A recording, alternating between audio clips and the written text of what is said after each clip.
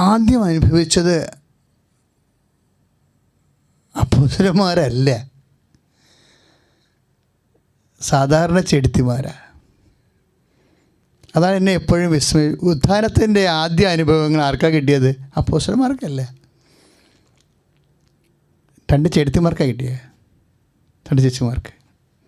സാധാരണ മനുഷ്യർ കർത്താവിനെ പരിചയവും അടുപ്പവും ഉണ്ടായിട്ട് സ്നേഹിച്ച് നടന്ന 2 ചേട്ടത്തിമാർക്കാണ് കർത്താവ് ആദ്യ അനുഭവങ്ങൾ കൈമാറുന്നത്. അവരുടെ പ്രത്യേകത എന്താണെന്നാണ്, ഉത്ഥാനത്തെ, അതിൻ്റെ ശക്തിയെ അനുഭവിക്കാൻ ആഗ്രഹിക്കുന്ന എല്ലാവരും ഈ സ്ത്രീകളുടെ ആധ്യാത്മിക നൈപുണ്യങ്ങളുടെ അടിസ്ഥാന തത്വങ്ങളെ പരിശോധിച്ചാൽ ഉത്ഥാന അനുഭവം കുറച്ചുകൂടി എളുപ്പത്തിലാകും. ഒന്നാമത്തെ ആൾ മാർത്തായാണ്. ആദ്യം ഈ പുനരുത്ഥാനമെന്ന് പറയുന്ന വലിയ ദൈവിക രഹസ്യം, അതിലാണ് സഭയും ലോകവും നിലനിൽക്കുന്നത്. മനുഷ്യൻ്റെ പ്രത്യാശയാണത്. നമുക്ക് ലഭിക്കാതിരിക്കുന്ന മഹത്വത്തെക്കുറിച്ച് ഓർക്കുമ്പോൾ ഇന്നത്തെ കഷ്ടതകൾ തുലവും നിസ്സാരമാണെന്നുള്ള അപ്പോസ്തല അനുഭവങ്ങൾ ഉത്ഥാനാനുഭവം തന്നെയാണ് ശരിക്കും. നമ്മൾ റോമ 8:18 വായിക്കത്തില്ലേ, നമുക്ക് ലഭിക്കാതിരിക്കുന്ന മഹത്വത്തെക്കുറിച്ച് ഓർക്കുമ്പോൾ ഇന്നത്തെ കഷ്ടതകൾ തുലവും നിസ്സാരമാണ്. അപ്പം കഷ്ടതകളെ നിസ്സാരമാക്കി കളയുന്നത്, നമ്മളിപ്പോൾ കോവിഡിൻ്റെ കഷ്ടതകളിലാണല്ലോ, പക്ഷേ വിശ്വാസിക്ക് ഇതെല്ലാം നിസ്സാരമാണ്. കഷ്ടതകൾ നിസ്സാരമാണെന്ന് ലോകത്തോട് പറയുന്ന ഒരേ ഒരു പുസ്തകം കർത്താവിൻ്റെ വചനമാണ്. ശ്രദ്ധിക്കട്ടെ, ഹല്ലേലൂയ,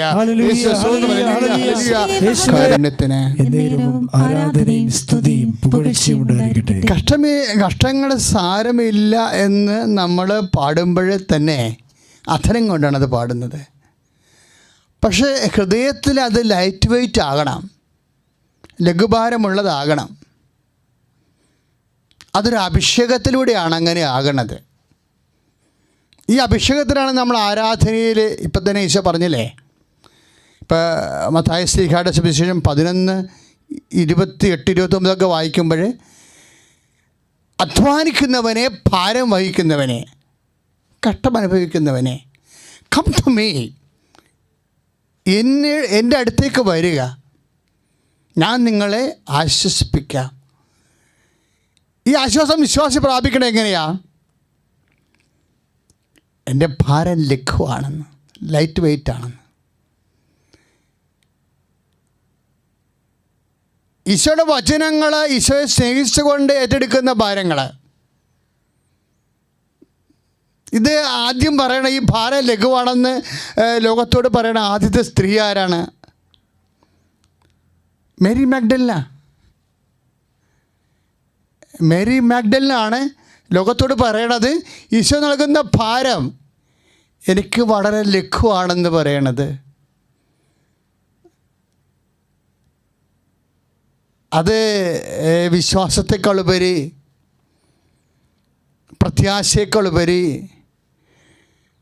ദൈവസ്നേഹം കൊണ്ട് നിറയുമ്പോഴാണ് ഈശോയും ഈശോ കൽപ്പിക്കുന്ന സുവിശേഷത്തിൻ്റെ ദൗത്യത്തിൻ്റെ സാക്ഷ്യത്തിൻ്റെ ഭാരങ്ങൾ നമുക്ക് ലഘുവായി മാറണത്. പ്രാർത്ഥിക്കുക, കർത്താവായ ദൈവമേ, മേരി മാഗ്ദലിനെ പോലെ, വിശുദ്ധ മാർത്തായെ പോലെ അങ്ങയെ സ്നേഹിച്ച് അങ്ങയുടെ വചനങ്ങള് ജീവിതത്തിൽ സാക്ഷ്യപ്പെടുത്തുവാൻ ലഘുവായി തീരുന്ന ഹൃദയത്തിൻ്റെ അഭിഷേക തലങ്ങളിലേക്ക് ഞങ്ങളെ ഉയർത്തണമേ.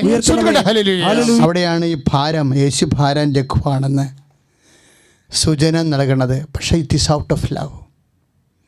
നമ്മൾ മത്തായിയുടെ സുവിശേഷം 11:29 എൻ്റെ ഭാരം ലഘുവാണെന്ന് ഈശോ പറയുമ്പോൾ ഇതെങ്ങനെയാണ് ലഘുവാക്കണതെന്നുള്ള പ്രായോഗിക തലങ്ങളാണ് മേരി മാഗ്ഡലിൻ പറയണത്. എന്താണ് അവർ പറയണത്? അവർ കുനിഞ്ഞ് കർത്താവിൻ്റെ കല്ലറയിലേക്ക് നോക്കും.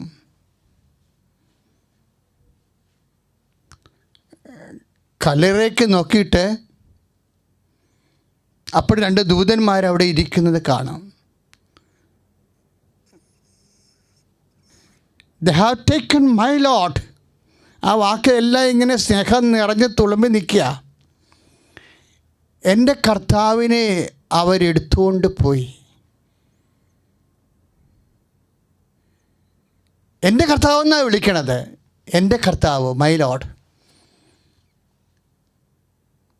അതൊക്കെ എല്ലാം ആ എൻ്റെ കർത്താവ് എന്നുള്ള വാക്കിൽ ശരിക്കും പറഞ്ഞാൽ ഡെഡ് ബോഡിയാണ്.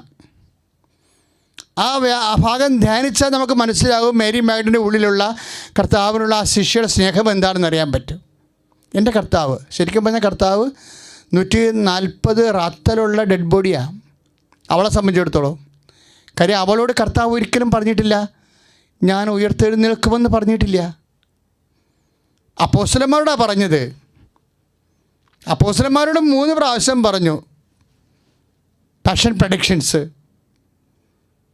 മത്തായിയുടെ സുവിശേഷം 16:13, 17:22, 20:17 ഇങ്ങനെയുള്ള എല്ലാ പാഷൻ പ്രഡിക്ഷനിലൂടെയും മത്തായി 16-ാം അധ്യായം 13-ാമത്തെ വാക്യം, 17-ാം അധ്യായം 22-ാമത്തെ വാക്യം, അതുപോലെ തന്നെ 20-ാം അധ്യായം 17-ാമത്തെ വാക്യം ഒക്കെ എല്ലാം പാഷൻ പ്രഡിക്ഷൻസാണ്, പീഡാനുഭവ പ്രവചനങ്ങളാണ്.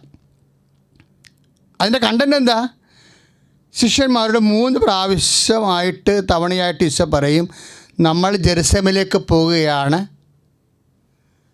അവിടെ വെച്ച് മനുഷ്യപുത്രൻ ശത്രുക്കരങ്ങളിൽ ഏൽപ്പിക്കപ്പെടും. അവർ അവനെ പീഡിപ്പിക്കും, വധിക്കും, എന്നാൽ അവൻ 3-ാം ദിവസം ഉയർത്തെഴുന്നേൽക്കും.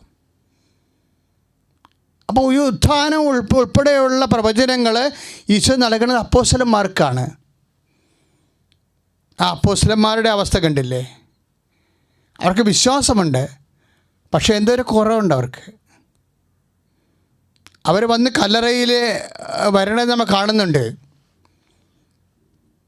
ആദ്യമേ തന്നെ വരണത് മേരി മാഗ്ഡലിൻ ചെന്നിട്ട് കർത്താവിനെ കല്ലറയുടെ വാതിൽ തുറന്നു കിടക്കുന്നു. അതുകൊണ്ട് പത്രോസ് പിന്നാലെ വന്ന പത്രോസ് ഓടി അകത്ത് കയറും. അകത്ത് കയറുമ്പോൾ എന്നാ കണ്ടത്? കർത്താവിൻ്റെ ശിരസ് മൂടിയിരുന്ന തൂവാല കച്ചോടുകൂടി അല്ലാതെ മറ്റൊരിടത്ത് ചുരുട്ടി വെച്ചിരിക്കുന്നത് കാണാം. പിന്നെ യോഹന്നാൻ്റെ ഊഴമാണ്. യോഹന്നാൻ എന്താണ്? യോഹന്നാനും അകത്ത് കയറി കണ്ട് വിശ്വസിച്ചു. അങ്ങനെ വിശ്വസിച്ച് കഴിയുമ്പോൾ പിന്നെ എന്ത് സംഭവിക്കും? എന്താണ് അവർ വിശ്വസിച്ചതെന്ന് നമ്മൾ ഊഹിക്കുകയാണ്. കാര്യം അവരോടാണല്ലോ ഈശോ പറഞ്ഞിരുന്നത് പാഷൻ പ്രഡിക്ഷനിലൂടെ, പീഡാനുഭവ പ്രവചനങ്ങളിലൂടെ ഉയർത്തെഴുന്നേൽക്കുമെന്ന്. വിശ്വസിച്ചു, പക്ഷേ അവർ തിരിച്ചുപോയി. ഈ വിശ്വാസത്തിന് അങ്ങനെ ഒരു കുഴപ്പമുണ്ട്. ചില സമയത്തൊരു പിന്മാറ്റ സ്വഭാവം കാണിക്കും. അത് നമ്മൾ ദൈവിക പുണ്യങ്ങളെ പഠിക്കുമ്പോൾ ഫെയ്ത്ത്, ഹോപ്പ് ആൻഡ് ചാരിറ്റി പഠിക്കും. പക്ഷേ ഫെയ്ത്ത്, ഹോപ്പിനൊക്കെ ഒരു ചെറിയ ഒരു വീക്ക്നെസ് വരണത് ചില പ്രതികൂല സാഹചര്യങ്ങളിൽ പിന്മാറ്റ സ്വഭാവം ഒരു വൈബ്രേഷൻ കാണിക്കും. ദേ ആർ ഗോയിങ് ബാക്ക്, അവർ തിരിച്ചു പോവുകയാണ്. പക്ഷേ ഫെയ്ത്ത്, ഹോപ്പിൻ്റെ അപ്പുറത്ത് അവസാനത്തെ ഒരു പൗലോസ് അപ്പോസ്തലൻ പറഞ്ഞ ഒരു ദൈവിക പുണ്യമുണ്ട്. എന്താണെന്നറിയാമോ? ദൈവസ്നേഹം. 1 കൊരിന്ത്യർ 13:7 നമ്മൾ വായിക്കുന്നുണ്ട്. സ്നേഹം എല്ലാത്തിനെയും അതിജീവിക്കുന്നു. എല്ലാ തകർച്ചകളെയും അതിജീവിച്ചുകൊണ്ട് സ്നേഹത്തിൽ നിറഞ്ഞ ഒരു സ്ത്രീ അവിടെ കാത്തു നിൽക്കുകയാണ്. സ്തുതിക്കട്ടെ, ഹല്ലേലൂയ. യേശുവേ സ്തോത്രം, ഹല്ലേലൂയ, യേശുവേ സ്തോത്രം. 10 അപ്പോസ്തലന്മാർ തിരിച്ചു പോണത്. ആ തിരിച്ചു പോയത് എന്തുകൊണ്ടാണെന്നാണ് ഇപ്പോൾ പറഞ്ഞുകൊണ്ടിരിക്കുന്നത്. എന്നെല്ലാം ആരെല്ലാം ദൈവത്തിൽ നിന്ന്, ഉത്ഥാനത്തിൽ നിന്ന് അല്പസമയത്തിന് തിരിച്ചു പോയിട്ടുണ്ടെങ്കിൽ അതിനൊരു കണ്ടൻറ്റ് കുറവുണ്ട്. അവർക്ക് വിശ്വാസമുണ്ടാകാം, പ്രത്യാശ ഉണ്ടാകാം. പക്ഷേ വിശ്വാസം പ്രത്യാശയും കൊണ്ട് മാത്രം പുനരുത്ഥാനത്തിന് സാക്ഷിയാകാൻ പറ്റത്തില്ല. സ്തുതിക്കട്ടെ, ഹല്ലേലൂയ. അപ്പോസ്തലന്മാരുടെ കൂടെ കല്ലറയുടെ അകം കണ്ട ആളാണ് മേരി മാഗ്ഡലിൻ. ആ 3 പേര് ഒരുമിച്ച് കർത്താവിൻ്റെ കല്ലറ കണ്ടതാണ്, അതിൽ വക്കശീല കണ്ടതാണ്, ശിരസ്സ് തൂവാല ചുട്ടി മാറ്റി വെച്ചിരിക്കുന്ന കണ്ടതാണ്, അവർ കണ്ടു വിശ്വസിച്ചവരാണ്. പക്ഷേ 2 പേര് തിരിച്ചുപോയി. വീണ്ടും മേരി മഗ്ദലിൻ മാത്രം അവിടെ നിൽക്കുകയാണെന്ന് മാത്രമല്ല, യോഹന്നാൻ ശ്ലീഹായുടെ സുവിശേഷം പറയണത് 20:11, അവൾ വീണ്ടും കുനിഞ്ഞകത്തേക്ക് നോക്കി. ഒരിക്കൽ നോക്കിയെല്ലാം കണ്ടതാണ്, പിന്നെ എന്തിനാണ് ഇവൾ നോക്കണത്? കണ്ട കാര്യങ്ങൾ കണ്ടവർ കണ്ട രീതിയിൽ പോയതിന് ശേഷം വീണ്ടും എന്തിനാണ് കല്ലറയുടെ ഉള്ളിലേക്ക് നോക്കണത്? അതിന് വിശ്വാസം പോരാ, അതിന് പ്രത്യാശ പോരാ, അതിന് ദൈവസ്നേഹം വേണം. ആ സ്നേഹം മരണത്തെ പോലെ ശക്തമാണെന്ന് നമ്മൾ സോങ് ഓഫ് ദി സോങ്സ് ഉത്തമഗീതങ്ങളിൽ 8-ാം അധ്യായത്തിൽ വായിക്കുന്നുണ്ട്. മേരി മാഗ്ഡലിൻ്റെ സ്നേഹം മരണത്തെക്കാൾ ശക്തമാണ്, മരണത്തെ പോലെയുമല്ല. അവളെ കുനിഞ്ഞകത്തേക്ക് നോക്കിയപ്പോൾ ആ ദൂതന്മാർ ചോദിക്കും, സ്ത്രീയെ നീ എന്താണ് അന്വേഷിക്കുന്നത്? ആരെയാണ് അന്വേഷിക്കുന്നത്? എൻ്റെ കർത്താവിനെ അവരെടുത്തുകൊണ്ട് പോയെന്ന് പറയും. 20:11 യോഹന്നാൻ്റെ സുവിശേഷം. അത് പറഞ്ഞിട്ട് കരഞ്ഞുകൊണ്ടാണ് അവളത് പറയണത്. പറഞ്ഞിട്ട് അവൾ തിരിഞ്ഞു നോക്കുമ്പോൾ അവൾ കർത്താവിനെ കാണും. പക്ഷേ കണ്ണീരിൻ്റെ ചിൽപ്പാളികളിലെ അപ്പുറത്ത് കർത്താവിനെ വ്യക്തമാവത്തില്ല.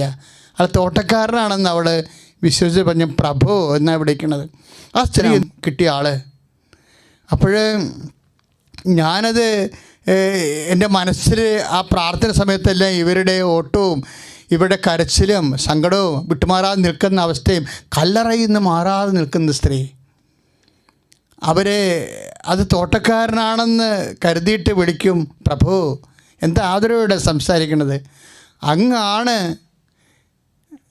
അവനെ എടുത്തുകൊണ്ട് പോയെങ്കിൽ ടെൽമി, എന്നോട് പറയുക. ഞങ്ങളോട് പറയാനല്ല പറയണത്, ഞാനതാ വാക്ക് ഞാൻ കുറേ വർഷങ്ങൾ ധ്യാനിച്ചതാ.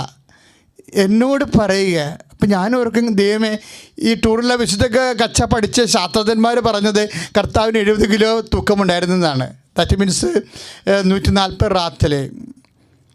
ഇവളുടെ പുനരുദ്ധാനത്തെക്കുറിച്ചൊന്നും പറഞ്ഞിട്ടില്ല, ഒരിക്കലും പറഞ്ഞിട്ടില്ല കർത്താവ്. പക്ഷേ ഈ 140 റാത്തിലുള്ള ഡെഡ് ബോഡി 3 ദിവസം പഴക്കമുള്ളത് ചീഞ്ഞിരിക്കണതാണ്. ആ ഡെഡ് ബോഡിയാണ്, ആ ഭാരമുള്ളതാണ് ഇവൾ പറയണത്. എൻ്റെ കർത്താവിനെ അവരെടുത്തുകൊണ്ട് പോയി. ഈശോനെ ഒന്നിനു വേണ്ടിയല്ലാതെ അവൾക്ക് എന്ത് കിട്ടും? ആ ഡെഡ് ബോഡി എടുത്താൽ ഒന്നും കിട്ടത്തില്ല. ദുർഗന്ധവും ശരീരം അഴുക്കാകുകയും ചെയ്യും, അല്ലാതെ ഒന്നുമില്ല. എൻ്റെ കർത്താവിനെ അവരെടുത്തുകൊണ്ട് പോയി. അത് നിങ്ങളത് ധ്യാനിക്കുമ്പോൾ മനസ്സിലാകും. ഇത് നമ്മൾ യേശുവിനെ അന്വേഷിക്കണതേ ഒത്തിരി ഭൗതിക ആനുകൂല്യങ്ങൾക്ക് വേണ്ടിയാണ്. അതാണ് കാലത്തിൻ്റെ അപാജയം എന്ന് പറയണത്. ഇതൊന്നിനു വേണ്ടിയല്ല. കിട്ടുന്ന യേശുവിനെ അന്വേഷിക്കുക വഴി എനിക്ക് ദുർഗന്ധം ക്ലേശമാണെങ്കിലും യേശുവിനെ സ്നേഹത്തിന് വേണ്ടി, സ്നേഹത്തിൻ്റെ പേരിൽ മാത്രം അന്വേഷിച്ചവരാണ് കർത്താവിൻ്റെ പുനരുദ്ധാനത്തിൻ്റെ സാക്ഷികളായവരെ. ഹല്ലേലൂയ. ശരിക്കും ആത്മശോധന ചെയ്യേണ്ട ഒരു വിഷയമാണ്.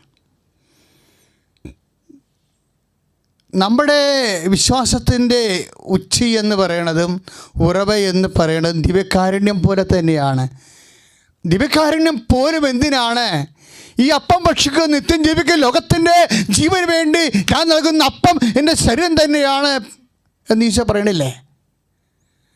ഈ ശരീരം ഭക്ഷിക്കുന്നതിനും ഞാൻ അവനിൽ വസിക്കുന്നു, സജീവനായ പിതാവാണ് എന്നെ അയച്ചത്, പിതാവ് മൂലം ഞാൻ ജീവിക്കുന്നു, അതുപോലെ എന്നെ ഭക്ഷിക്കുന്നവൻ ഞാൻ മൂലം ജീവിക്കും എന്ന് പറയുമ്പോഴേ പരിശുദ്ധ കുർബാന പോലും എന്തിനുള്ളതാണ്? ഉത്ഥാനത്തിന് വേണ്ടിയുള്ളതാണ്, ഉത്ഥാന അനുഭവത്തിന് വേണ്ടിയുള്ളതാണ്, ഉത്ഥാന മഹിമയ്ക്ക് വേണ്ടിയുള്ളതാണ്. അതിൻ്റെ അടിസ്ഥാനം എന്താണ്?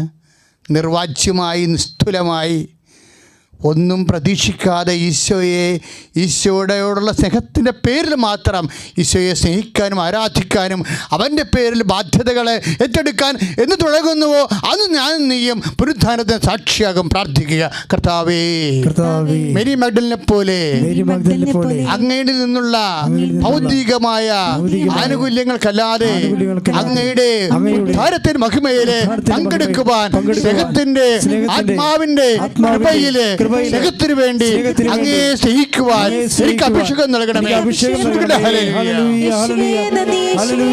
ഒരു ബാധ്യതയും ഒരു ആവശ്യവും ഉന്നയിക്കാതെ നമ്മൾ എന്നും പ്രാർത്ഥിക്കേണ്ട ഒരു വിഷയമാണ്. കർത്താവേ, ഒരു ബാധ്യതയും ഒരു ആവശ്യവും നിന്നോട് ഉന്നയിക്കാത്തൊരു കാലമുണ്ടാകുമോ എനിക്ക്? കാഷ് ആൻഡ് കൈൻഡായിട്ട് ഒന്നും ആഗ്രഹിക്കാത്തൊരു കാലം നിൻ്റെ നാമത്തെ പ്രതി എനിക്കുണ്ടാകുമോ? കർത്താവേ, അത്ര വിശ്വാസത്തിലേക്കും സ്നേഹത്തിലേക്കും ദൈവസ്നേഹത്തിലേക്കും എന്നെ വളർത്തണമേ എന്നാണ് നമ്മൾ ഇടയ്ക്കിടയ്ക്കെങ്കിലും ഒന്ന് പ്രാർത്ഥിക്കണം. ഉത്ഥാന സ്നേഹത്തിലേക്കുള്ള ചവിട്ടുപടികളാണ് അൺകണ്ടീഷൻ ലവ്. കർത്താവിൽ നിന്നൊന്നും ആശ്രയിക്കാതെ ആഗ്രഹിക്കാതെ ഉത്ഥാനത്തിൻ്റെ മഹിമ പ്രാപിക്കാൻ വേണ്ടി മാത്രം. കാര്യം ഈശോയ്ക്ക് മാത്രമേ ലോകത്തിലെ മനുഷ്യരാശിക്ക് അത് നൽകാൻ കഴിയത്തുള്ളൂ. അതുകൊണ്ടാണ് I am the way, I am the truth, I am the life. ഇതെല്ലാം റിസറക്ഷൻ പോയിൻ്റുകളാണ്. നമ്മളിപ്പോൾ 14:6 യോഹന്നാൻ്റെ സുവിശേഷത്തിൽ ഐ ആം ദ വേ, പല വഴികളുണ്ടായിട്ടല്ല, പല വഴികളില്ല, ഇറ്റ്സ് ഓൺലി വൺ വേ. ഇന്ന് സഭയിലുള്ള ചില പണ്ഡിത കോമരങ്ങളൊക്കെ പല വഴികളെക്കുറിച്ച് ചിന്തിക്കുന്നുണ്ട്. എല്ലാ വഴികളും ശരിയാണെന്നൊക്കെ പറയണ മിഷണറിമാരൊക്കെ ഞാൻ കണ്ടുപിട്ടിട്ടുണ്ട്. അതാണ് സഭയുടെ ഇന്ന് അനുഭവിക്കുന്ന ഏറ്റവും വലിയ പ്രതിസന്ധി. This only one way, the way of Jesus, the way, I am the way, the moon, the sun എന്നൊക്കെ നമ്മൾ പറയത്തില്ലേ? ഈ ലോകത്തും പ്രപഞ്ചത്തിലും ഒന്നേ ഉള്ളെങ്കിൽ അതിന് നമ്മൾ ക്യാപിറ്റൽ ലെറ്റർ ഉപയോഗിച്ചാണ് പറയണത്, ഡെഫിനിറ്റ് ആർട്ടിക്കിൾ. അതുപോലെ I am the way, I am the way, the truth, ഞാനാണ് വഴി, ഞാനാണ് സത്യം, ഞാനാണ് ജീവൻ എന്നൊക്കെ പറയുമ്പോൾ അത് ജീവനെ സംബന്ധിക്കുന്നതാണ്, പുനരുദ്ധാനത്തെ സംബന്ധിക്കുന്ന വിഷയങ്ങളാണ്. മനുഷ്യൻ്റെ മഹിമ ദൈവത്തിൻ്റെ മഹിമ മനുഷ്യനെ പ്രാപിക്കാൻ Jesus is the way, the only way. കർത്താവ് മാത്രമാണ് വഴി. സ്തുതിക്കട്ടെ. ഹല്ലേലൂയ, യേശുവേ സ്തോത്രം, ഹല്ലേലൂയ, ഹല്ലേലൂയ, യേശുവേ സ്തോത്രം, സ്തോത്രം, സ്തോത്രം, ഹല്ലേലൂയ, ഹല്ലേലൂയ, ഹല്ലേലൂയ. യേശുവേ നന്ദി, യേശുവേ മഹത്വം, മഹത്വം, മഹത്വം കർത്താവേ. വഴിയും സത്യവും ജീവനും യേശു മാത്രമല്ലയോ, പരലേക മധ്യസ്ഥൻ താതൻ അരികിൽ ചെല്ലാനുള്ളൊരു വഴിയല്ലോ യേശു, ഏക വഴിയല്ലോ യേശു.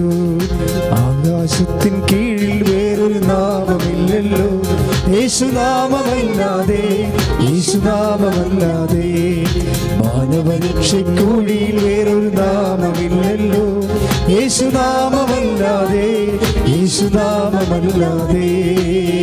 പരിശുദ്ധ പരമദിവ്യകാരുണ്യത്തിന് ആരാധനയും സ്തുതിയും പുകഴ്ചയും ഉണ്ടായിരിക്കട്ടെ. പരിശുദ്ധ പരമദിവ്യകാരുണ്യത്തിന് ആരാധനയും സ്തുതിയും പുകഴ്ചയും. ഇപ്പം മഹത്വത്തിൻ്റെ ഏക വഴിയായ കർത്താവിനെ അനുഭവിക്കുന്നതിന് എൻ്റെ ദൈവപൈതലെ വിശ്വാസത്തെക്കാളുപരി പ്രത്യാശയെക്കാളുപരി ദൈവസ്നേഹത്താൽ ഒന്നും പ്രതീക്ഷിക്കാത്ത, ഭൗതികമായി ഒന്നും പ്രതീക്ഷിക്കാത്ത, എന്ന കഷ്ടപ്പാടും ഭാരവും മാത്രം നമുക്ക് ലഭിക്കുന്ന സ്നേഹം കൊണ്ടാണ് മേരി മാഗ്ഡലിനെ കർത്താവ് എൻ്റെ ആ 140 റാത്തലും ചീഞ്ഞ ശരീരം ലഘുവായിട്ട് തോന്നിയത്. സ്നേഹമാണ് എല്ലാത്തിനെയും അതിജീവിക്കുന്ന സ്നേഹം. ഇപ്പം നമ്മൾ മാർത്തായുടെ കാര്യം എടുത്തു കഴിഞ്ഞാൽ മാർത്ത വിശ്വാസത്തിൻ്റെ ആളാണ്,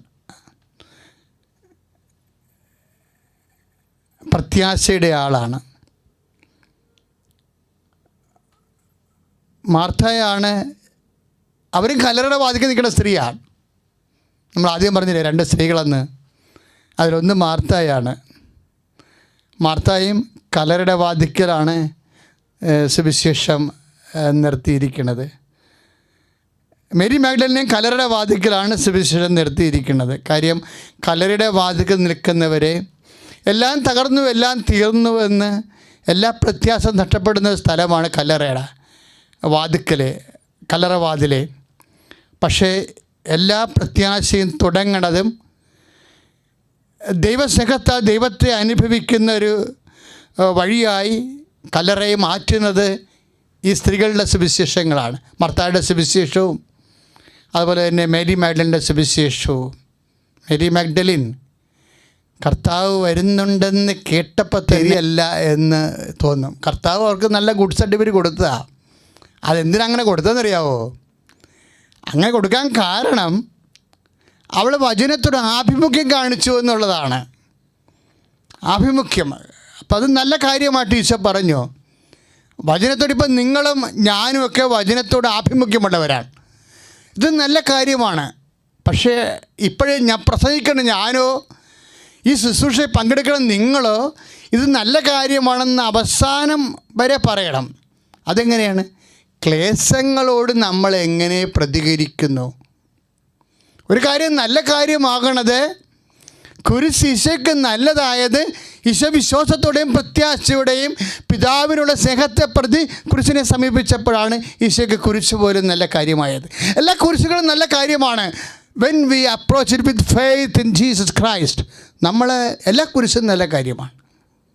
അപ്പൻ്റെ രോഗമായാലും അമ്മായിയപ്പൻ്റെ തകർച്ചയായാലും അതുപോലെ തന്നെ അയൽവാസിയുടെ ദൈന്യത ആയാലും നമ്മൾക്ക് ഇരട്ടി ബാധ്യത വരുന്ന രീതിയിൽ അപ്പൻ്റെയും അമ്മയുടെയും അല്ലെങ്കിൽ ഭർത്താവിൻ്റെയോ ഭാര്യയുടെയോ അപ്പം രോഗികളായ അപ്പന്മാർ അമ്മയോ നമ്മുടെ വീട്ടിൽ വന്ന് നിൽക്കണതോ ഇങ്ങനെയുള്ള എല്ലാ കുരിശുകളും എക്സ്ട്രാ ആയിട്ട് നമ്മൾ വഹിക്കുന്ന എല്ലാ കുരിശുകളും നല്ല കാര്യങ്ങളാണ്. അതെങ്ങനെ വിശ്വാസത്തോടെയും പ്രത്യാശയോടെയും ദൈവസ്നേഹത്തോടെയും കൂടി അതിനെ സമീപിക്കാൻ കഴിയുമ്പോഴാണ് അത് നല്ല കാര്യമായി മാറുന്നത്. അപ്പോൾ ഈ നല്ല കാര്യങ്ങൾക്കെല്ലാം രണ്ട് ഘട്ടമുണ്ട്. അത് കേൾക്കുമ്പോൾ അറിയുമ്പോഴുണ്ടാകുന്ന ഘട്ടവും അത് അനുഭവിക്കുണ്ടാകുമ്പോൾ രണ്ടാമത്തെ ഘട്ടം വരണം. രണ്ടാമത്തെ പരീക്ഷയ്ക്ക് ആണ് മറിയം തോറ്റുപോണത്, ലാസൻ്റെ പെങ്ങളും തോറ്റുപോണത്. എന്താ കാര്യം? അവൾ നല്ല കാര്യത്തിൽ വചനമൊക്കെ കേട്ട് കർത്താവിൻ്റെ പാദാന്തികത്തിൽ ഇരുന്നു കൊണ്ട്,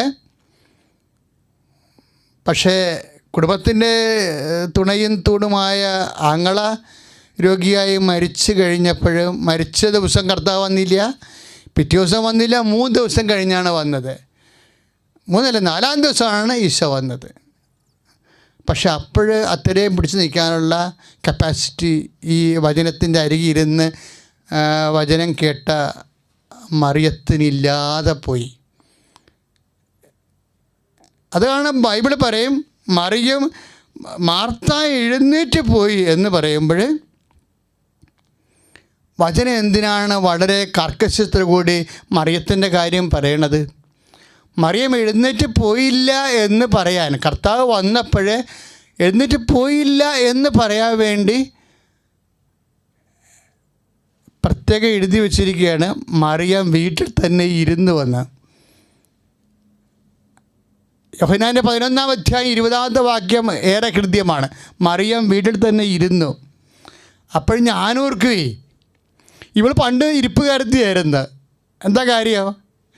കർത്താവ് അവരുടെ വീട്ടിൽ ഭക്ഷണ സമയത്ത് ഭക്ഷണത്തിന് വേണ്ടി വരുമ്പോഴും സുവിശേഷം പറയും, ലൂക്കായുടെ സുവിശേഷം 10:39 മറിയം ഇരിക്കുകയായിരുന്നെന്ന്. ഈ 2 സമയത്ത് ഇരിക്കണ പാർട്ടിയാ. അതായത് ലൂക്ക 10:39 മറിയം ഇരിക്കുകയാണ് അവിടെ. ഒരു വ്യത്യാസമുള്ളത് വചനം കൂടെ ഉണ്ട്, വചനം കേട്ടോണ്ടിരിക്കണമെന്നേ ഉള്ളൂ. ആ കേട്ട വചനമുണ്ട്, പക്ഷേ ഇവൾക്കത് എപ്പോഴും നമ്മൾ പറയണത്, കർത്താവിൻ്റെ വചനം പറയണത് വചനം കേട്ടാൽ പോരാ, അത് പ്രയോജനപ്പെടണം. പൗലോസ് അപ്പോസ്തലൻ പിന്നീട് ഈ കാര്യത്തെക്കുറിച്ച് സംസാരിക്കുക പറയണത് അവർ കേട്ട വചനം അവർക്ക് പ്രയോജനപ്പെട്ടില്ല. എന്താ കാര്യം? അവരതിൽ വിശ്വസിച്ചില്ല എന്ന്. അതിന് ഹെബ്രായർ 4:2 നമ്മൾ വായിക്കണില്ലേ? അവർ കേട്ട വചനം അവർക്ക് പ്രയോജനപ്പെട്ടില്ല. ഇപ്പം മറിയം നല്ല ഭാഗം തിരഞ്ഞെടുത്ത് വചനം കേട്ടു, പക്ഷെ അവർക്കത് പ്രയോജനപ്പെട്ടില്ല. എന്താ കാര്യം? കുടുംബത്തിൽ ആണും തൂണും തുണയുമായിട്ടുള്ള ആൾ വീണ് പോയപ്പോൾ, കഷ്ടത വന്നപ്പോൾ, കുരിശ് വന്നപ്പോൾ അവൾക്ക് വിശ്വാസം പോയി. അവളെ കർത്താവിനെ മാർത്തായെ പോലെ ഓടിച്ചെന്ന് കർത്താവിനെ സ്വീകരിക്കാൻ തയ്യാറല്ല. അതിനുള്ള വിശ്വാസമില്ല, അതിനുള്ള ദൈവസ്നേഹമില്ല. അവൾ അവിടെ തന്നെ ഇരിക്കുകയാണ്. അതുകൊണ്ടാണ് മറിയം അവിടെ തന്നെ ഇരുന്നെന്ന് പ്രത്യേകിച്ച് 11:20 എഴുതിയിരിക്കുന്നത്. യോഹന്നാൻ്റെ സുവിശേഷത്തിൽ 11:20 മറിയം വീട്ടിൽ തന്നെ ഇരുന്നു. അവർക്ക് ആ വചനം പ്രയോജനപ്പെട്ടില്ല. ദൈവത്തിൽ ഇതാണ് നമ്മുടെയൊക്കെ അവസ്ഥകൾ. നമ്മൾ വചനമൊക്കെ കേൾക്കും, പക്ഷേ കുരിശ് വരുമ്പോൾ കുടുംബത്തിലേക്ക് കുരിശുകൾ വരുമ്പോൾ, രോഗങ്ങൾ വരുമ്പോൾ നമ്മൾ വിശ്വാസത്തിൻ്റെ സാക്ഷ്യം മറന്നു പോകും. കർത്താവിനെ കോടി അണയുവാനോ പ്രാർത്ഥിക്കുവാനോ ദൈവമഹത്വത്തിന് വേണ്ടി പ്രവർത്തിക്കുവാനോ ഒന്നും കൈയും കാലം തളർന്ന് നമ്മളിരിക്കാനുള്ള പടിയിൽ ഇരുന്ന് പോകും. അവിടെയൊക്കെ ലീഡ് ചെയ്യണത് ആ അടുക്കളക്കാരത്തിയാണ് മാർത്ത കുറേ കാര്യം കർത്താവിനോട് പറയും. ഒക്കെ കേൾക്കണം നമ്മൾ. കർത്താവേ, അങ്ങിവിടെ ഉണ്ടായിരുന്നെങ്കിൽ എൻ്റെ സഹോദരൻ മരിക്കില്ലായിരുന്നു. കാരണം അങ്ങ് ചോദിക്കണ എന്തും. ഇപ്പോൾ 11, 25, 24, 25 വരുമ്പോൾ യോഹന്നാൻ്റെ സുവിശേഷത്തിൽ അങ്ങ് ചോദിക്കണത് എന്തും ദൈവം അങ്ങേക്ക് തരുമെന്ന് എനിക്കറിയാമെന്ന് പറയും. കാര്യം ഏത് അടുക്കളപ്പണിയായാലും അറിയാനുള്ള കാര്യം അവൾക്കറിയാം. അതാണ് വിഷയം. നമുക്കറിയാവുന്ന കാര്യങ്ങൾ അറിഞ്ഞാൽ കർത്താവുമായിട്ട് അടുക്കാൻ എളുപ്പമായിരിക്കും. ഈ ലോകത്ത് അറിയാനുള്ള ഏറ്റവും വലിയ അറിവാരാ? എല്ലാ സങ്കടങ്ങളെയും അതിജീവിച്ചുകൊണ്ട് ഏത് കല്ലറയുടെ വാതിക്കലും പ്രഖ്യാപിക്കാനുള്ള അറിവെന്താ? വിശ്വാസം തന്നെയാണ്. അപ്പോഴേ അവളോട് കർത്താവ് പറയും, ഞാൻ ചോദിക്കണേ എന്തും ദൈവം നിനക്ക് തരുമെന്ന് നിനക്കറിയാം. പക്ഷെ നിനക്കറിയാത്ത വേറൊരു കാര്യം കൂടിയുണ്ട്. ഉള്ളവന് പിന്നെയും കൊടുക്കപ്പെടുമെന്ന് പറഞ്ഞില്ലേ? അവന് സമൃദ്ധി ഉണ്ടാകും. അറിവുള്ളവന് വീണ്ടും കർത്താവ് അറിവ് കൊടുക്കുകയാണ്. എന്താ കൊടുക്കണത്? നിൻ്റെ സഹോദരൻ ഉയർത്തെഴുന്നേൽക്കും. അതും നീ അറിയണം.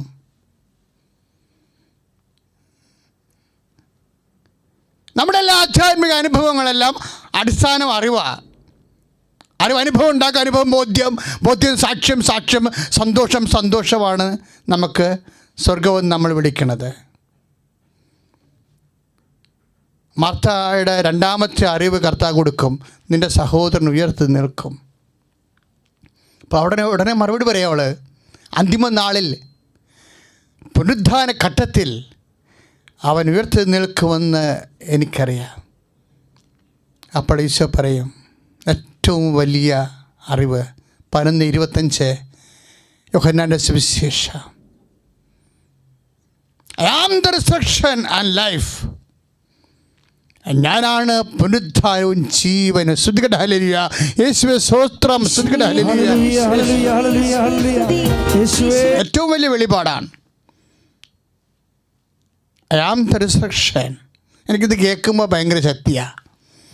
കാര്യം ലോകത്ത് സമർത്ഥനായ Caesar, Solomon, Socrates, Pliny, Plato തൊട്ട് ഇന്ന് വരെയുള്ള മഹാരഥന്മാർ ജീവിച്ചു പോയ ഭൂമിയിൽ ആരും പറയാത്തൊരു കാര്യം മനുഷ്യരാശിയോട് ചങ്കുറപ്പോടെ പറഞ്ഞ ഒരേ ആളാണ് കർത്താവായ ഈശോ. ഞാനാകുന്നു ജീവനും പുനരുത്ഥാനവും. എന്നിട്ട് ചോദിച്ചു ഈശോ, "Do you believe?" നീ ഇത് വിശ്വസിക്കുന്നു? മാർത്ത ഒരു വാക്ക് പറയും, "യെസ് മൈ ലോർഡ്." കർത്താവേ, ബൈബിളിലെ എല്ലാ അത്ഭുതങ്ങൾ ചെയ്തവർ യെസ് മൈ ലോർഡ് പറഞ്ഞവരാണ്. അമ്മ ഒരു യേശു പിതാവായ ദൈവത്തോട് പറഞ്ഞിട്ടാണ് മനുഷ്യാവതാരം സംഭവിച്ചത്. ഇപ്പോൾ പുനരുദ്ധാനം സംഭവിക്കുന്നതും ഒരു സ്ത്രീ യേശു പറഞ്ഞിട്ടാണ്, യെസ് മൈ ലോർഡ്. കർത്താവേ, അങ്ങ് ലോകത്തിലേക്ക് വരായിരുന്ന മിശിഹായാണെന്ന് ഞാൻ വിശ്വസിക്കുന്നു. സ്തുതിക്കട്ടെ, ഹല്ലേലൂയ.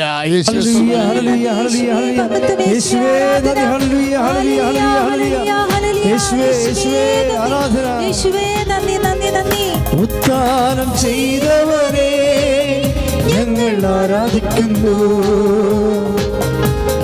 മരണത്തെ ജയിച്ചവരെ ഞങ്ങൾ ആരാധിക്കുന്നു. പരിശുദ്ധ പരമദിവ്യകാരുണ്യത്തിന് നേരവും ആരാധനയും സ്തുതിയും പുകഴ്ചയും ഉണ്ടായിരിക്കട്ടെ. ഇപ്പം നമ്മൾ യോഹന്നാൻ 11, 25, 26, 27 വചനങ്ങളെല്ലാം വിശ്വാസത്തെക്കുറിച്ചാണ് പറയണത്. അതാണ് 27, ലോകത്തിലേക്ക് വരായിരുന്ന മിശിഹായാണെന്ന് ഞാൻ വിശ്വസിക്കുന്നു. അല്ല, അങ്ങ് ചോദിക്കണം എന്തും ദൈവം അങ്ങക്ക് നൽകുമെന്ന് ഇപ്പോഴും എനിക്കറിയാം. ഇപ്പോഴുമില്ല. പക്ഷേ ആ വചനത്തിൻ്റെ ഫീൽ അതാ. അതിനകത്ത് ഇപ്പോഴും ഒന്ന് വാക്കില്ലെങ്കിൽ പോലും മാർത്ത പ്രഖ്യാപിക്കുന്നൊരു വിശ്വാസമുണ്ട്. മാർത്തയുടെ വിശ്വാസത്തിൻ്റെയും പ്രത്യാശയുടെയും ഫലമാണ് ലാസറിൻ്റെ ഉത്ഥാനം. ശ്രുതികട്ടെ ഹല്ലേലൂയ. യേശുവേ സ്തോത്രം.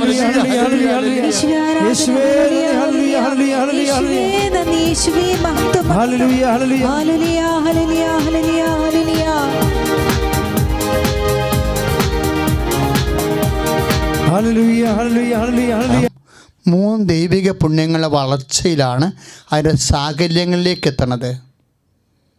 മാർത്തായുടെ വിശ്വാസവും പ്രത്യാശയുമാണ്, യേശുവിലുള്ള വിശ്വാസവും പ്രത്യാശയുമാണ് ലാസറിനെ ഉയർപ്പിച്ചത്. അതിൻ്റെ അടിസ്ഥാന ഘടകങ്ങളിലൊന്ന്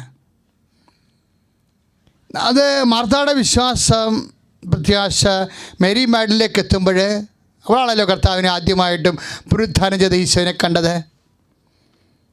അത് സ്നേഹമായി വളരുന്നത് കാണാം. യേശുവിൻ്റെ പുനരുത്ഥാനത്തെ അനുഭവിക്കാനുള്ള ഏറ്റവും വലിയ മാർഗം നമ്മുടെ വിശ്വാസം പ്രത്യാശയിൽ നിന്ന് ദൈവസ്നേഹത്തിലേക്ക് വളരുന്നതാണ്.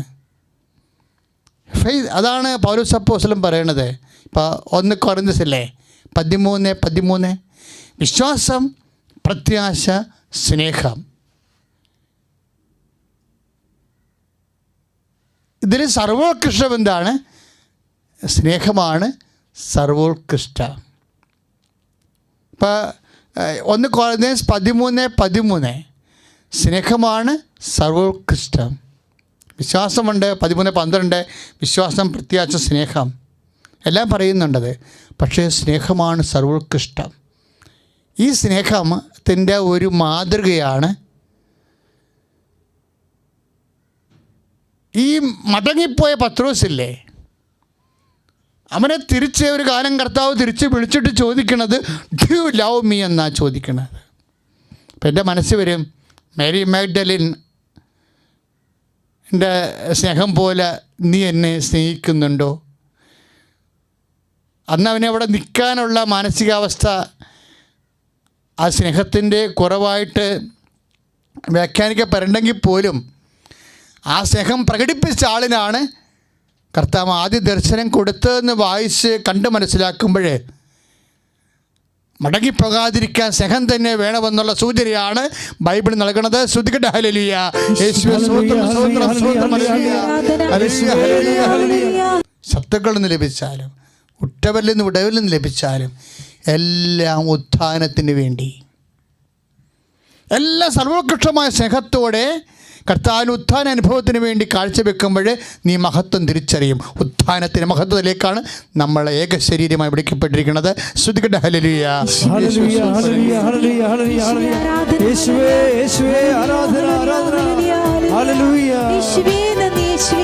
ഉത്ഥാനം ചെയ്തവനെ ഞങ്ങൾ ആരാധിക്കുന്നു, മരണത്തെ ജയിച്ചവനെ ഞങ്ങൾ ആരാധിക്കുന്നു. പരിശുദ്ധ പരമദിവ്യകാരുണ്യത്തിന് എന്നേരും ആരാധനയും സ്തുതിയും പുകഴ്ചയും ഉണ്ടായിരിക്കട്ടെ. പ്രാർത്ഥിക. കർത്താവായ ഈശോയെ, മാർത്തായെ പോലെ മേരി മഗ്ദലിനെ പോലെ ദൈവിക പുണ്യങ്ങളായ വിശ്വാസം, പ്രത്യാശ, ദൈവസ്നേഹത്തിൽ നിറഞ്ഞു വളർന്ന് ധ്യാനത്തിന്റെ വലിയ മഹത്വം പ്രാപിക്കുവാൻ ഞങ്ങളെ സഹായിക്കണമേ. ധ്യാനത്തിന്റെ സാക്ഷികളായി ഞങ്ങളെ ഉയർത്താൻ ആവശ്യമായ വിശ്വാസത്താൽ, ദൈവസ്നേഹത്താൽ ഞങ്ങൾ നിറക്കണമേ.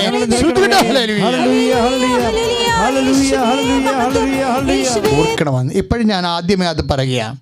കർത്താവ് അപ്പോഴത്തെ സന്ദേശമാണ്. ഞാൻ ഇപ്പോഴും വീണ്ടും നിങ്ങളോട് അത് പറയുകയാണ്.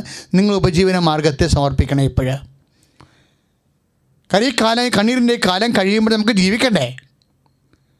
അതുകൊണ്ട് ബുദ്ധിപരമായി ഞാൻ സംസാരിക്കുകയല്ല. കർത്താവ് ഈ അൾത്താറയിൽ ഈശോ മുമ്പിൽ നിന്നാണ് ഞാൻ പറയണത്. നിങ്ങളുടെ ഉപജീവന മാർഗം തകർന്നവരുണ്ടാകാം. ഇനി എങ്ങനെ കുഞ്ഞുങ്ങളെ പഠിപ്പിക്കും എന്നറിയാൻ പല ആകുലപ്പെടുന്നവരുണ്ടാകാം. വരുമാനമില്ലാത്ത ഈ കാലങ്ങളിൽ കടം മേടിച്ച് പല വിഷയങ്ങളും കൈകാര്യം ചെയ്തപ്പോൾ ഇനി അങ്ങനെ വീട്ടുമെന്നറിയാൻ പാലാതെ എന്ത് എടുത്ത് കൊടുക്കുമെന്നറിയാൻ പാലാതെ വിഷമിക്കുന്നവരുണ്ടാകാം. ജോലി ഇല്ലാതെ വലയുന്നവരുണ്ടാകാം. ഏത് ജോലിക്ക് പോകുന്ന ജോലിക്ക് വിടപ്പെട്ടവരോ ഉണ്ടാകാം. ഇനി പിരിച്ചുവിടപ്പെട്ട കമ്പനികളിലേക്കോ ജോലി സ്ഥലങ്ങളിലേക്ക് തിരിച്ചു ചെന്നാൽ ജോലി കിട്ടുമോ ഇല്ലയോ, അതിന് ശമ്പളം എപ്പോൾ കിട്ടുമോ എന്ന് അറിയാൻ പറഞ്ഞ് വിഷമിക്കുന്നവരുണ്ടാകാം.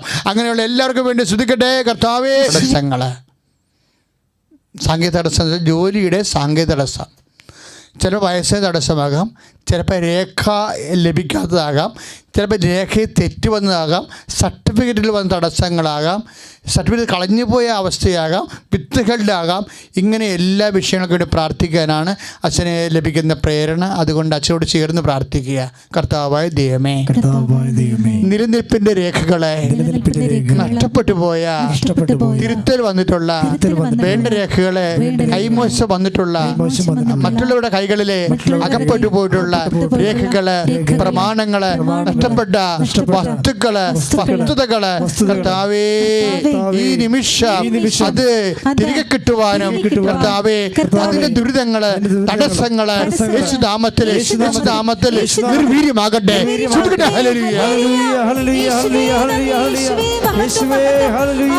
ഇതുപോലെ വെന്റിലേറ്റർ ആയിട്ടുള്ള കുറേ സഹോദരങ്ങളുണ്ട്. അവരെല്ലാം തിരിച്ചു വരണം. കർത്താവ് ഈ നിമിഷം ആരാധനയിൽ നമ്മൾ അവർക്ക് വേണ്ടി പ്രാർത്ഥിക്കാൻ പോവുകയാണ്. നിങ്ങളുടെ ബന്ധുക്കൾ, സ്വന്തപ്പെട്ടവർ, ആരെങ്കിലും മക്കളുടെ, നിങ്ങളുടെ അറിവിലുള്ളവർ, ശത്രുക്കളായാലും ശരി, ഇപ്പോഴും കർത്താവിൻ്റെ തിരുസ്നേഹം അവരെ സ്നേഹത്തോടെ സമർപ്പിക്കേണ്ട സമയമാണ്. കോവിഡ് രോഗികളെല്ലാം ആ സ്വദേശത്തും വിദേശത്തും ഉള്ളവരെല്ലാം ഈ നിമിഷം നിങ്ങൾ കർത്താവിന് പരിശുദ്ധ അമ്മയുടെ മധ്യസ്ഥത്തിലാണ് ഈ ആരാധന നടത്തുന്നത്. അവരെ നിങ്ങൾ ഈശോയ്ക്ക് സമർപ്പിക്കുക. അതുതന്നെ ഡോളി, കോവിഡ്, അതുപോലെ തന്നെ അവരും ഇതുപോലെ സോളി, അവരെല്ലാം വെന്റിലേറ്ററിലാണ്. ഈ രോഗികളെല്ലാം ഈ സമയത്ത് പ്രാർത്ഥിക്കുകയാണ്. അതുപോലെ തന്നെ കുറേ പ്രാർത്ഥനാ സഹായങ്ങൾ നിങ്ങളോടും പറഞ്ഞു കാണും. മറ്റുള്ളവരെ കൃപാസനത്ത് 5 സ്ഥലത്തിരുന്നാണ് ഫോൺ അറ്റൻഡ് ചെയ്തുകൊണ്ടിരിക്കുന്നത്. അവിടെ വന്നിട്ടുള്ള എല്ലാ ഫോണുകളും, അവിടെ വെച്ചിട്ടുള്ള എല്ലാ കണ്ണീരിൻ്റെ പ്രാർത്ഥനകൾ ഈ സമയത്ത് നമുക്ക് പ്രാർത്ഥനാപൂർവ്വം സമർപ്പിക്കാം. കർത്താവായ യേശുവേ പ്രാർത്ഥിക്കുക. കർത്താവായ യേശുവേ, കോവിഡിൻ്റെ രോഗത്തിലെ വെന്റിലേറ്ററിലായവരെ ഇപ്പോൾ സ്പർശിക്കണമേ. ഈശോയേ, ഈശോയേ, പല സ്ഥലങ്ങളിലും ധനകേന്ദ്രങ്ങളിലെല്ലാം പ്രാർത്ഥനാ സഹായം ആവശ്യപ്പെട്ടിട്ടുള്ള എല്ലാ രോഗികളെയും അങ്ങ് സ്പർശിക്കണമേ. യേശുവിന്റെ നാമത്തിലെ, യേശുവിന്റെ നാമത്തിലെ, അമ്മയുടെ മധ്യസ്ഥതയിലെ, പരിശുദ്ധ അമ്മയുടെ മധ്യസ്ഥതയിലെ മാരക രോഗങ്ങള്, വ്യാധികള് യേശുനാമത്തിലെ സൗഖ്യമാകട്ടെ.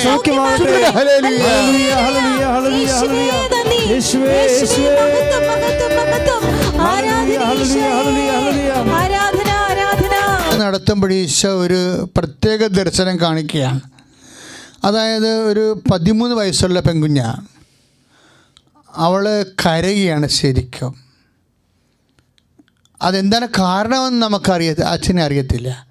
പക്ഷേ അങ്ങനെ കരയുന്ന ആ കുഞ്ഞുങ്ങളുടെയൊക്കെ പ്രായം കണ്ടില്ലേ, ഒരിടത്തും എത്തിയില്ല. അവരൊക്കെ 8ാം ക്ലാസ്സിലൊക്കെ പഠിച്ചുകൊണ്ടിരിക്കും. അങ്ങനെ ഉള്ള മക്കൾ, കരയുന്ന മക്കൾക്ക് വേണ്ടി പ്രാർത്ഥിക്കണം. ഇപ്പോഴേ ഈ കോവിഡിൻ്റെ കാലത്ത് ചിലപ്പോൾ ആരെങ്കിലുമൊക്കെ മരിച്ചു പോയവരായിരിക്കും. അപ്പനോ അമ്മയോ സഹോദരങ്ങളോ ഒക്കെ മരിച്ചു പോയവരായിരിക്കും.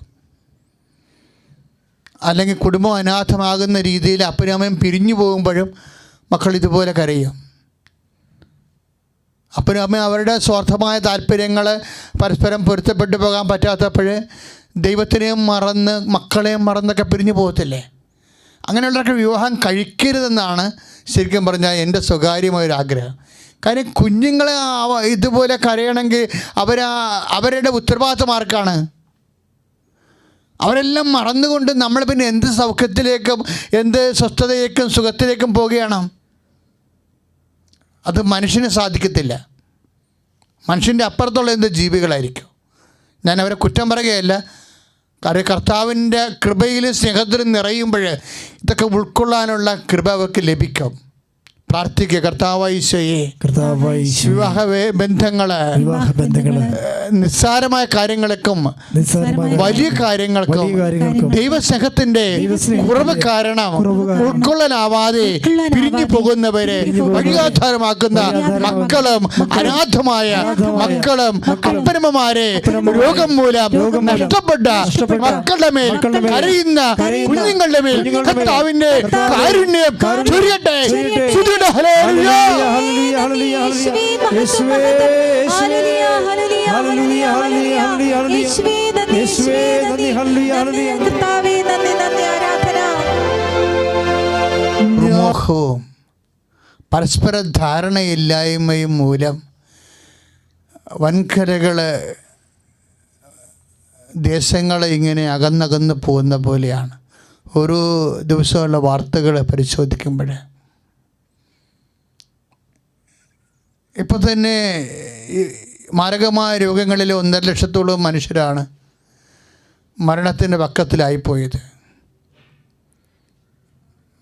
പല രാജ്യങ്ങളിലും സൂക്ഷ്മതക്കുറവും ഇതൊക്കെ ഇതിൻ്റെ പ്രാഭവ കേന്ദ്രങ്ങൾ കാണിക്കുന്ന മനുഷ്യത്വമില്ലാത്ത കച്ചവട മത്സതി, അങ്ങനെ പല ആരോപണങ്ങളാണ് ലോകത്തിൽ വരുന്നത്. ഇതിൻ്റെ മുറിവുകളൊന്നും ഈ കാലങ്ങളിലൊന്നും അത് തീരത്തില്ല. ഇതൊക്കെ ഇത് ഇങ്ങനെയുള്ള മാനസികാവസ്ഥകളൊക്കെ പെരുകിയാൽ ആര് ജയിക്കും ആര് തോക്കുമെന്ന് ആർക്കും അറിയത്തില്ല. എല്ലാവരും ആത്യന്തികമായി ദുരന്തത്തെ അഭിമുഖീകരിക്കും എന്നുള്ള കാര്യം സത്യമാണ്.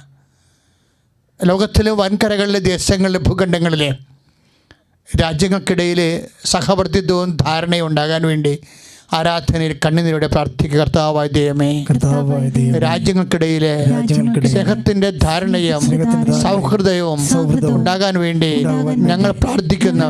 കർത്താവിൻ്റെ എവിടെയെല്ലാം വക്രതയും വഞ്ചനയും പരസ്പരമുള്ള ധാരണക്കുറവും പൈശാചിക പ്രകൃതികളുണ്ടോ അവിടെയെല്ലാം തിരുരക്തത്തിൻ്റെ കർത്താവിൻ്റെ സാന്നിധ്യം നിറയട്ടെ. വിശുദ്ധ അങ്ങയുടെ ഉത്ഥാനത്തിൻ്റെ ശക്തി നിറയട്ടെ. കർത്താവിന്റെ കൃപയാൽ ലോകം ആശീർവദിക്കപ്പെടട്ടെ. Hallelujah, hallelujah, hallelujah. യേശുവേ, നന്ദി, ഹല്ലേലൂയ, ഹല്ലേലൂയ. പരമദിവ്യകാരുണ്യത്തിന് ആരാധനയും സ്തുതിയും പുകഴ്ചയും ഉണ്ടായിരിക്കട്ടെ. നീണ്ട കുഴല് പോലുള്ള ശാരീരിക അവയവങ്ങളുണ്ട്. ഏത് അവയവമാണെന്ന് എനിക്കറിയത്തില്ല, പക്ഷെ കർത്താവ് ഇപ്പോൾ അത് കാണിക്കുന്നുണ്ട്. ആന്തരിക അവയവങ്ങൾക്ക് വേണ്ടി പ്രാർത്ഥിക്കാൻ പോവുകയാണ്. ആന്തരിക അവയവങ്ങൾക്ക് വേണ്ടി. ആന്തരിക രോഗം മൂലം മരണത്തിലേക്ക് പോകുന്നവരുണ്ടാകാം, ശരീരം നീരിക്കെട്ടിയവരുണ്ടാകാം, ഉറക്കമില്ല, ശരീരത്തിൻ്റെ ഊത്തലും ചൂടും കൊണ്ട് ഉറക്കമില്ലാത്തവരുണ്ടാകാം, മലമൂത്ര വിസർജനം നടക്കാൻ പറ്റാത്തവരുണ്ടാകാം. ആന്തരികമായ അപ്സെറ്റായിട്ടുള്ള ബോഡികളെല്ലാം ഇപ്പോഴേ കർത്താവിനെ സമർപ്പിക്കേണ്ട സമയമാണ്. അച്ഛൻ പ്രാർത്ഥിക്കുമ്പോൾ എൻ്റെ മക്കൾ സ്തുതിച്ചാൽ മതി. സ്തുതിക്കട്ടെ. ഹല്ലേലൂയ. നല്ലവനായ ഈശോ, നിൻ്റെ ഉന്നതമായ നാമത്തിന് സ്തോത്രം ചെയ്ത് കർത്താവേ, ആന്തരിക അവയവങ്ങൾ നീരിക്കട്ടിയവരെ, പ്രവർത്തനക്ഷമമല്ലാത്തവരെ, കർത്താവേ, വിഹാരങ്ങളൊന്നും നടക്കാത്തവരെ, അന്നനാളങ്ങൾ കേടുവന്നവരെ, കർത്താവ് മൂത്രാശയങ്ങളും എല്ലാ കിഡ്നികളും അവർ ആന്തരിക അവയവങ്ങളെല്ലാം കർത്താവ് സിസ്റ്റ് വന്നവരെ, നീര് വന്നവരെ, കർത്താവ് പലതരത്തിലുള്ള നീര് കട്ടിയുള്ള മേലെല്ലാം കർത്താവിൻ്റെ ഉന്നതമായ ശക്തി ആവർത്തിക്കപ്പെടട്ടെ. ഈശോ, അമ്മേ, പരിശുദ്ധമ്മേ, ജയമാതാവേ, ഞങ്ങൾക്ക് വേണ്ടി മധ്യസ്ഥം വഹിക്കണമേ. യേശു ക്രിസ്തു ഉന്നതമായ നാമത്തിലെ സഭയുടെ അധികാരത്തിൽ കുരിശിന്റെ അടയാളത്തിൽ ദൈവനാമത്തിലെ മാരക രോഗങ്ങളെ സൗഖ്യമാകട്ടെ.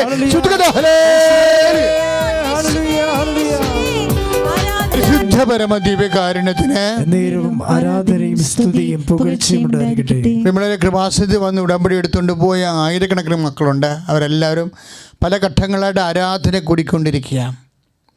ഉടമ്പടി എടുത്ത മക്കളുടെ ജീവിത ആവശ്യങ്ങളെ, പ്രാർത്ഥന ആവശ്യങ്ങളെ ഇപ്പോഴും കർത്താവിന് സമർപ്പിക്കാൻ പോവുകയാണ്. മക്കളില്ലാത്തവരുണ്ടാതിൽ ആ കൂട്ടത്തിൽ ഇപ്പോഴും ഈശോ ഒരു സന്ദേശം തന്നു. അതായത് പാഠശേഖരങ്ങളെ സംബന്ധിച്ച് പ്രാർത്ഥിക്കാൻ. ഉടമ്പടി വിഷയം നമ്മൾ അവിടെ വെച്ചിട്ട് ഇപ്പോൾ ഈശോ കാണിച്ച വിഷയങ്ങളിലേക്ക് നമ്മൾ വരികയാണ്. ഇന്ത്യയുടെ പാഠശേഖരങ്ങളെ സംബന്ധിച്ച് പ്രാർത്ഥിക്കാൻ ഈശോ ആവശ്യപ്പെടുന്നു. ഇന്ത്യയുടെ പാഠശേഖരങ്ങളെ കർത്താവെ ഞങ്ങൾ സമർപ്പിക്കുന്നു. ഓരോ സംസ്ഥാനത്തിലുള്ള പാഠശേഖരങ്ങളെ സംബന്ധിച്ച് പ്രാർത്ഥിക്കുന്നു. കർത്താവ് മല്ലിക്കൃഷി ചെയ്ത് ജീവിക്കുന്നവരുണ്ട് ഈശോയെ, സവാള കൃഷി ചെയ്ത് ജീവിക്കുന്നുണ്ട് കർത്താവെ, ഗോതമ്പും നെല്ലും കൃഷി ചെയ്ത് ജീവിക്കുന്നുണ്ട് കർത്താവെ, പച്ചക്കറി ചെയ്ത് ജീവിക്കുന്നുണ്ട് കർത്താവെ. ഇന്ത്യയുടെ ഭക്ഷണങ്ങൾ ഒരുക്കുന്ന കർഷകരെയും കർഷക സമൂഹങ്ങളെ സംബന്ധിച്ച് പ്രാർത്ഥിക്കുന്നു കർത്താവെ, കർഷക ഭൂമിയെ സംബന്ധിച്ച് പ്രാർത്ഥിക്കുന്നു കർത്താവെ. അവിടെ കീടങ്ങളിൽ നിന്ന് കർത്താവെ ഞങ്ങൾക്ക് ഭക്ഷണങ്ങളില്ലാത്തൊരു കാലത്തിലേക്ക് വരാതിരിക്കാൻ വേണ്ടി കർത്താവെ, കീടങ്ങളിൽ നിന്നും കർത്താവെ, കൃമികളിൽ നിന്നും കർത്താവെ, ഇന്ത്യയുടെ എല്ലാ പച്ചക്കറി തോട്ടങ്ങളെയും ലോകത്തിൻ്റെ എല്ലാ ഭക്ഷ്യമേഖലകളെയും കർത്താവ് സമർപ്പിച്ചുകൊണ്ട് പ്രാർത്ഥിക്കുന്നു. യേശുക്രിസ്തു ഉന്നതമായ നാമത്തിൽ ദർശനം കർത്താവ് കാണിച്ചു പോയ കർത്താവിൻ്റെ കൃപ ഓരോ പാഠശേഖരങ്ങളിലേക്കും കർഷക സമൂഹങ്ങളിലേക്കും കർഷക തൊഴിലാളികളിലേക്കും കർത്താവിൻ്റെ കൃപ ചൊരിയട്ടെ. ഹല്ലേലൂയ ഹല്ലേലൂയ ഹല്ലേലൂയ യേശുവേ യേശുവേ